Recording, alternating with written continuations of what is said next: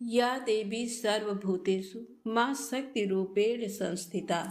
नमस्तस्यै नमस्तस्यै नमस्तस्यै नमो नमः। जय माता दी। आप सभी का हमारे YouTube चैनल पर हार्दिक स्वागत है। आज सुने स्कंद माता की पौराणिक कथा। नवरात्रि का 5वां दिन स्कंद माता की उपासना का दिन होता है। मोक्ष के द्वार खोलने वाली माता परम सुखदाई हैं। माँ अपने भक्तों की समस्त इच्छाओं की पूर्ति करती हैं। नवरात्र के 5वें दिन नव दुर्गा के 5वें स्वरूप माँ स्कंद माता की पूजा की जाती है। माँ स्कंद माता की आराधना करने से मूर्ख व्यक्ति भी ज्ञानी हो जाता है। माँ स्कंद माता सांसारिक जीवों में नव चेतना का निर्माण करने वाली माता है। स्कंद कुमार कार्तिकेय की माता होने के कारण इनका नाम स्कंद माता पड़ा। शास्त्रों में बताया गया है कि माँ स्कंद माता की आराधना करने से भक्तों की सभी इच्छाएं पूर्ण होती हैं। देवी स्कंद माता सूर्य मंडल की अधिष्ठात्री देवी हैं। इसी कारण जो साधक इनकी भक्ति करता है वह भी अलौकिक तेज और कांतिमय से पूर्ण हो जाता है। देवी की भक्ति करने से जीवन में आने वाली सभी कठिनाइयों का नाश हो जाता है और साधक भव सागर को पार कर जाता है। ऐसा कहा जाता है कि कालिदास द्वारा रचित रघुवंश महाकाव्य और मेघदूत रचनाएं भी माँ स्कंद माता की कृपा से ही पूर्ण हुई। स्कंद माता की पूजा से शत्रुओं और कठिन परिस्थितियों को दूर किया जा सकता है और निसंतान दंपतियों को संतान सुख प्राप्त होता है। जो भी साधक स्कंद माता की कृपा प्राप्त करता है उसके मन और शरीर में असाधारण ज्ञान प्राप्त होता है। माँ स्कंद माता को जौ और बाजरा दिया जाता है और शारीरिक समस्याओं से छुटकारा पाने के लिए माँ को केला भी अर्पित किया जाता है। स्कंद माता दो शब्दों से मिलकर बना है, स्कंद और माता। स्कंद का अर्थ भगवान कार्तिकेय ही है, जिनका नाम स्कंद कुमार भी है, और माता का अर्थ है माँ। स्कंद माता माँ पार्वती का ही एक रूप है। देवी स्कंद माता की 4 भुजाएं हैं। एक हाथ में ये स्कंद कुमार कार्तिकेय को गोद में पकड़े हुए हैं, दूसरी और तीसरी भुजा में कमल का पुष्प धारण किए हुए हैं और चौथी भुजा में माता बर मुद्रा में है। माँ स्कंद माता का वाहन शेर है और ये कमल के आसन पर भी विराजमान रहती हैं, इसलिए इनका दूसरा नाम पद्मासना भी है। माता का ये रूप हमें सिखाता है कि जब हम भक्ति के मार्ग पर चलते हैं तो हमें अपने क्रोध को नियंत्रित रखना चाहिए। माँ स्कंद माता की भक्ति करने से और इनकी कथा सुनने या पढ़ने से संतान सुख और सुख संपत्ति प्राप्त होती है। माँ को पीला रंग बेहद पसंद है, तो इस दिन माँ का आसन भी पीले रंग का होना चाहिए और उन्हें वस्त्र भी पीले रंग का अर्पित करें। माँ को प्रसाद के रूप में केसर का खीर भोग लगाना अत्यंत शुभ होता है। पौराणिक मान्यताओं के अनुसार सती द्वारा स्वयं को यज्ञ में भस्म करने के बाद भगवान शिव सांसारिक संसार से अलग होकर कठिन तपस्या में लीन हो गए। उसी समय देवतागण तारकासुर नामक असुर के अत्याचारों से कष्ट भोग रहे थे। तारकासुर को ये वरदान था कि वह केवल शिव पुत्र के हाथों ही मारा जा सकता था। कथा के अनुसार तारकासुर ने एक बार घोर तपस्या से ब्रह्मा को प्रसन्न किया। उसने ब्रह्मा जी से अमर होने का वरदान मांगा, किंतु ब्रह्मा जी ने कहा कि इस पृथ्वी पर जिसका भी जन्म हुआ है उसका मरना तय है। इस पृथ्वी पर कोई भी जीव अमर नहीं है। तब उसने ब्रह्मा जी से वरदान मांगा कि इस धरती पर कोई भी उसे मार नहीं सकता, केवल शिव की संतान ही उसका वध करेगी। तारकासुर का मानना था कि सती के भस्म होने के बाद भोलेनाथ कभी शादी नहीं करेंगे और उनका कोई पुत्र नहीं होगा। सभी देवताओं की ओर से महर्षि नारद पार्वती जी के पास जाते हैं और उनसे तपस्या करके भगवान शिव को पति के रूप में प्राप्त करने के लिए आग्रह करते हैं। हजारों सालों की तपस्या के बाद भगवान शिव माता पार्वती से विवाह करते हैं। भगवान शिव और पार्वती की ऊर्जा मिलकर एक अत्यंत ज्वलनशील बीज को पैदा करते हैं और भगवान कार्तिकेय का जन्म होता है।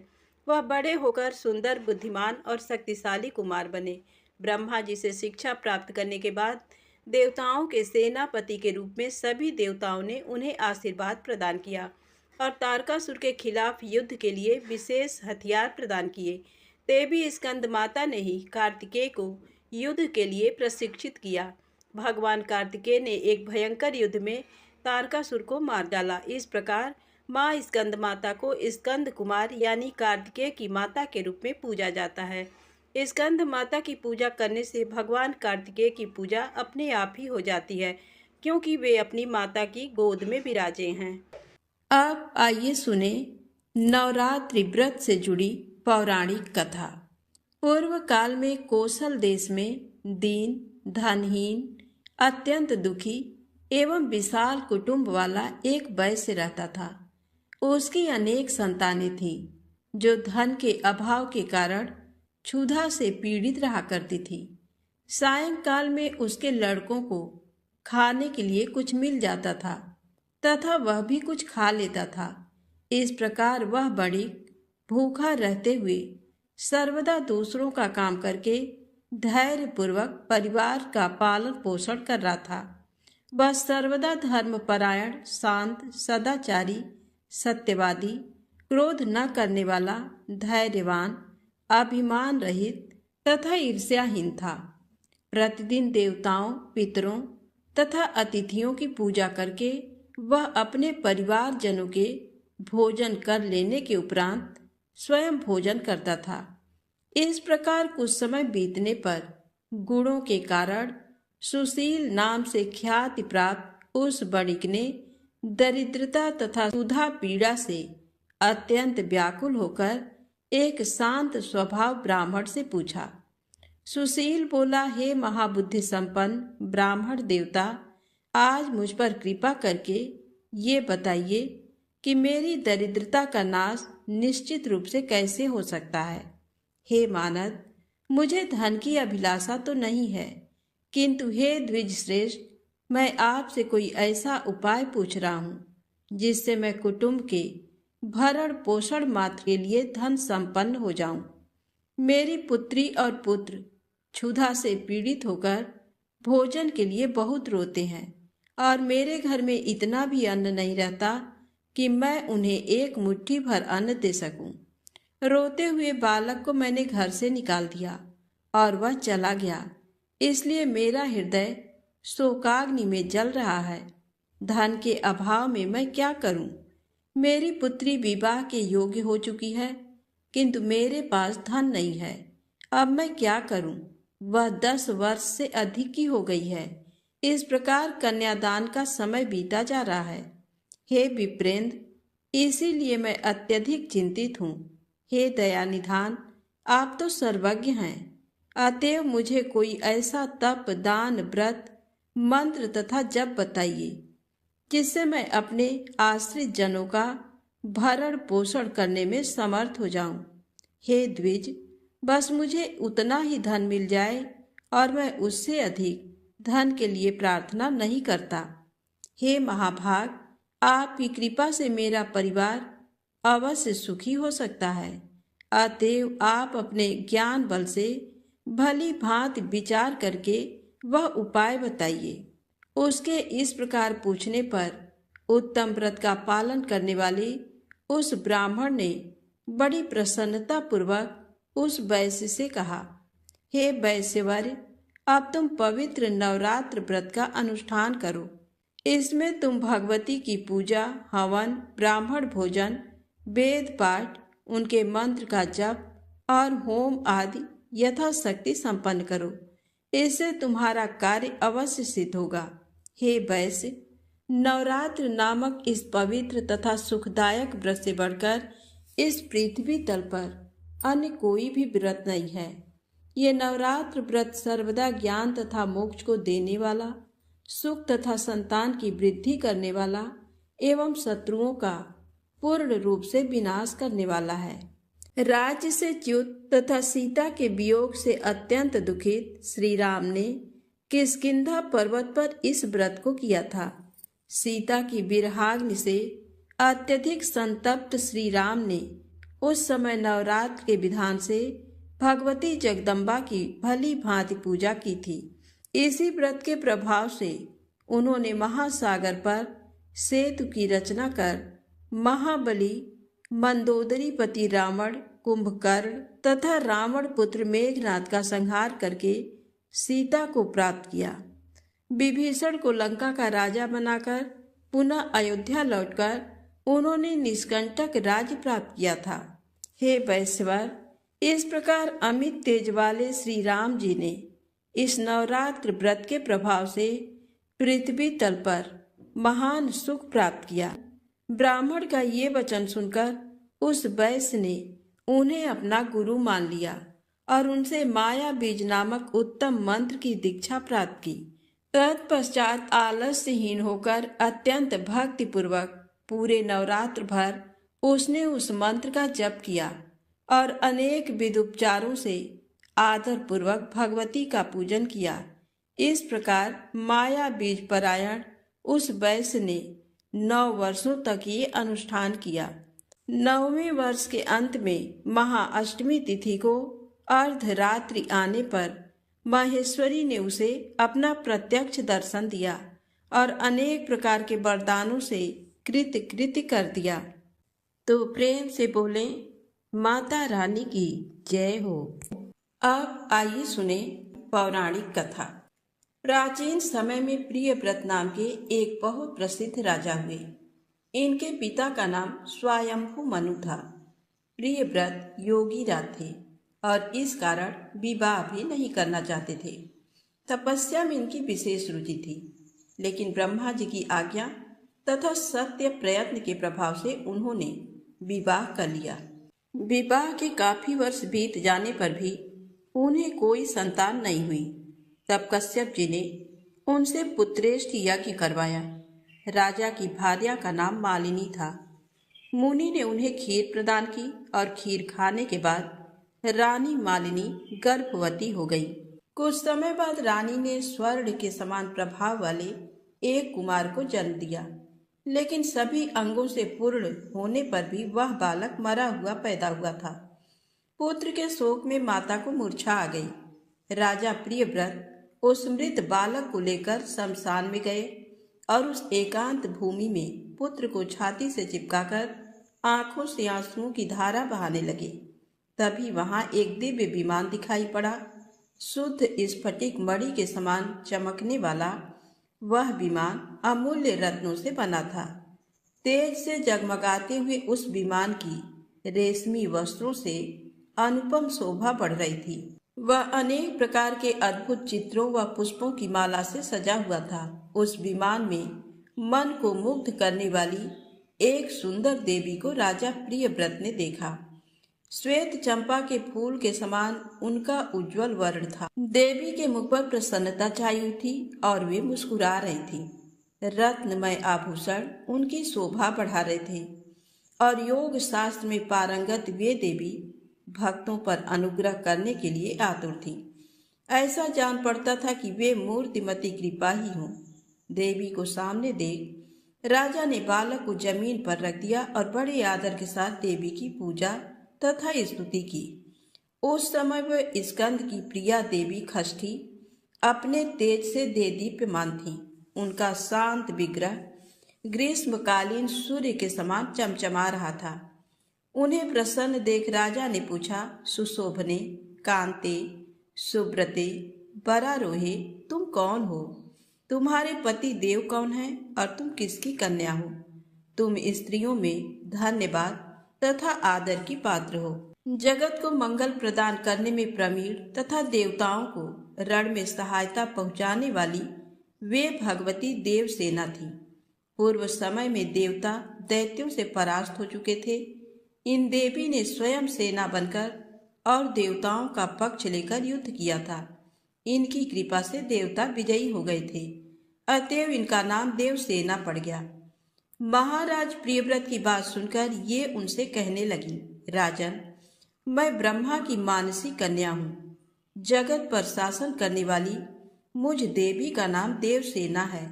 विधाता ने मुझे उत्पन्न करके स्वामी कार्तिकेय को सौंप दिया है। मैं संपूर्ण मातृकाओं में प्रसिद्ध हूँ। स्कंद की पतिव्रता भार्या होने का गौरव मुझे प्राप्त है। भगवती मूल प्रकृति के छठे अंश से प्रकट होने के कारण विश्व में देवी खष्ठी के नाम से मैं प्रसिद्ध हूँ। मेरे प्रसाद से पुत्रहीन व्यक्ति सुयोग्य पुत्र, प्रियाहीन जन प्रिया, दरिद्री धन तथा कर्मशील पुरुष कर्मों के उत्तम फल प्राप्त कर लेते हैं। राजन, सुख दुख भय शोक हर्ष मंगल संपत्ति और विपत्ति ये सब कर्म के अनुसार होते हैं। अपने ही कर्म के प्रभाव से पुरुष अनेक पुत्रों का पिता होता है और कुछ पुत्रहीन भी हो जाते हैं। किसी को मरा हुआ पुत्र तो किसी को दीर्घजीवी पुत्र प्राप्त होता है। ये सब कर्म का ही फल है। गुड़ी अंगहीन अनेक पत्नियों का स्वामी, भार्या रहित, रूपवान, रोगी और धर्मी होने में मुख्य कारण कर्म ही है। कर्म के अनुसार ही व्याधि होती है और पुरुष आरोग्यवान भी होता है। अतएव राजन, कर्म सबसे बलवान है। ये बात श्रुति में कही गई है। इस प्रकार कहकर देवी खष्ठी ने उस बालक को उठा लिया और अपने महान ज्ञान के प्रभाव से खेल खेल में ही उसे पुनः जीवित कर दिया। अब राजा ने देखा तो सुवर्ण के समान प्रभाव वाला वह बालक हंस रहा था। अभी महाराज प्रियव्रत उस बालक को देख ही रहे थे कि देवी देवसेना उस बालक को लेकर आकाश में जाने को तैयार हो गई। ये देख राजा के कंठ, ओष्ठ तथा तालु सूख गए। उन्होंने पुनः देवी की स्तुति की। तब संतुष्ट हुई देवी ने राजा से वेदोक्त वचन कहा, तुम स्वयंभू मनु के पुत्र हो। त्रिलोकी में तुम्हारा शासन चलता है। तुम सर्वत्र मेरी पूजा कराओ और स्वयं भी करो, तब मैं तुम्हें कमल के समान मुख वाला ये मनोहर पुत्र प्रदान करूंगी। इसका नाम सुब्रत होगा। इसमें सभी गुण तथा विवेक शक्ति विद्यमान रहेगी। ये भगवान नारायण का कलावतार तथा प्रधान योगी होगा। इसे पुनर्जन्म की सभी बातें स्मरण रहेंगी। क्षत्रियों में श्रेष्ठ ये बालक 100 अश्वमेघ यज्ञ करेगा। सभी इसका सम्मान करेंगे। उत्तम बल से संपन्न होने के कारण ये ऐसी शोभा पाएगा जैसे लाखों हाथियों में सिंह।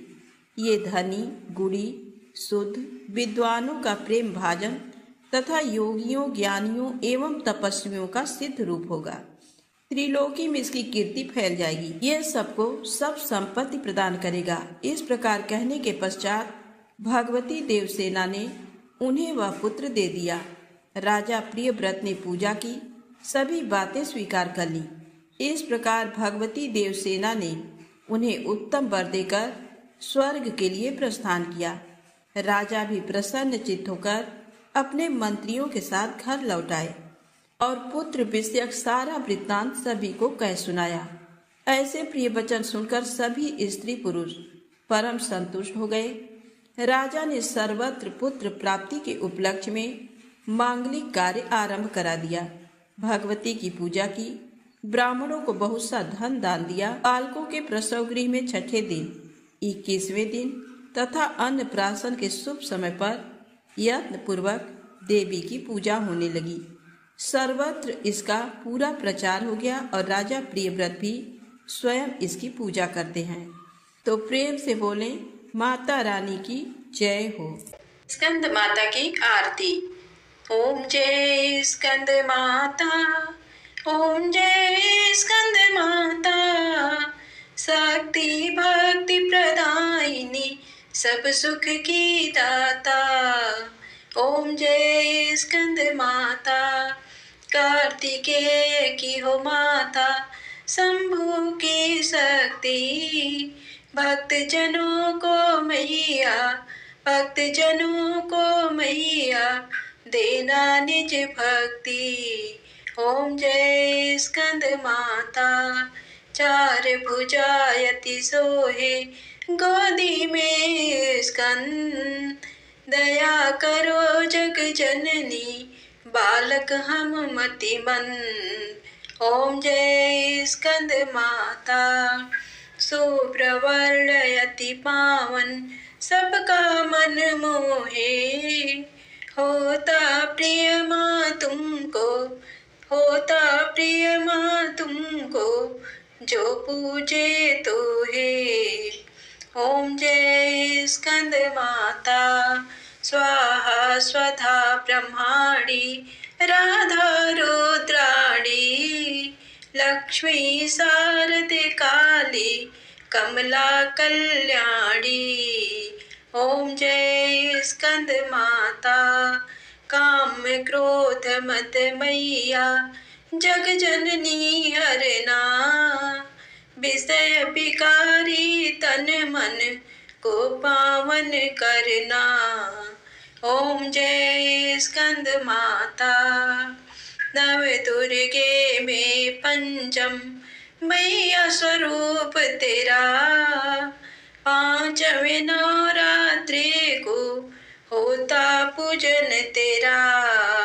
ओम जय स्कंद माता। तू शिव धाम निवासिनी, महाविलासिनी तू ही शमशान बिहारिणी, तांडव लासिनी तू। ओम जय स्कंद माता। हम अति दीन दुखी माँ, कष्टों ने घेरे, अपना जान दया कर, अपना जान दया कर, बालक है तेरे। जय स्कंद माता। प्रेम से बोले माता रानी की जय हो। आइए सुने क्षमा प्रार्थना स्तोत्र। परमेश्वरी, मेरे द्वारा रात दिन सहस्त्रों अपराध होते रहते हैं। ये मेरा दास है, यूं समझकर मेरे उन अपराधों को तुम कृपा पूर्वक क्षमा करो। परमेश्वरी, मैं आवाहन नहीं जानता, विसर्जन नहीं जानता तथा पूजा करने का ढंग भी नहीं जानता, क्षमा करो। देवी सुरेश्वरी, मैंने जो मंत्रहीन, क्रियाहीन और भक्तिहीन पूजन किया है वह सब आपकी कृपा से पूर्ण हो। सैकड़ों अपराध करके भी जो तुम्हारी शरण में जाकर जगदम्ब पुकारता है उसे वह गति प्राप्त होती है जो ब्रह्मा आदि देवताओं के लिए भी सुलभ नहीं है। जगदम्बिके, मैं अपराधी हूँ किंतु तुम्हारी शरण में आया हूँ। इस समय दया का पात्र हूँ, तुम जैसा चाहो वैसा करो। देवी परमेश्वरी, अज्ञान से, भूल से अथवा बुद्धि भ्रांत होने के कारण मैंने जो न्यूनता या अधिकता कर दी हो वह सब क्षमा करो और प्रसन्न हो। सच्चिदानंद स्वरूपा परमेश्वरी, जगन माता कामेश्वरी, तुम प्रेम पूर्वक मेरी ये पूजा स्वीकार करो और मुझ पर प्रसन्न रहो। देवी सुरेश्वरी, तुम गोपनीय से भी गोपनीय वस्तु की रक्षा करने वाली हो। मेरे निवेदन किए हुए इस जप को ग्रहण करो। तुम्हारी कृपा से मुझे सिद्धि प्राप्त हो। जय माता दी। श्री दुर्गा अर्पणमस्तु। प्रेम से बोले माता रानी की जय हो।